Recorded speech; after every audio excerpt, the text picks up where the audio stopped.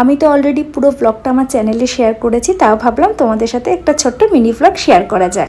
মা ঠিক যেদিন এসেছিল রাত্রেবেলা ব্যাঙ্গালোরে, এটা হচ্ছে সকালবেলায় সমস্ত কিছু রান্না করে আমি মাকে আনতে গেছিলাম। দীপ ছিল না, মা স্টেশনে নেমে আগে আমরা একটু চা খেয়ে নিলাম। আর বাবা এবার আসতে পারেনি, তার কারণ হচ্ছে বাড়িতে কিছু কাজ ছিল। তো যাই হোক, এদিকে মা ডিনার করে, দেখো মা এসেছে আর ব্যাগ ভর্তি করে কিছু আনবে না, এটা কি হতে পারে? আমার জন্য অনেক কিছু নিয়ে এসেছে। কি কি এনেছে সেটা আমার এখনও ব্লগে দেওয়া হয়নি, তবে তোমাদের কথা দিচ্ছি খুব তাড়াতাড়ি তোমাদের জন্য সেই বড় ব্লগটা আনবো।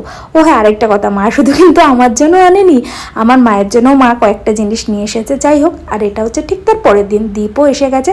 সকালবেলায় আমরা কচুরি টচুরি খেয়ে আমরা চলে গেছিলাম একটা মলে, হালকা একটু টাইম পাস করবো, সেই জন্য ওখানে গিয়ে খাওয়া দাওয়া করে মার ছেড়ে গবেষণাতে বসে পড়েছে যে কোন ফ্রাইং প্যানটা ভালো হবে। যাই হোক, সেখান থেকে আমরা বেরিয়ে একটু চা খেয়ে, তার সাথে দীপ আবার আইসক্রিমও খেয়েছিল, খেয়ে কিন্তু আমরা বাড়ি চলে আসলাম।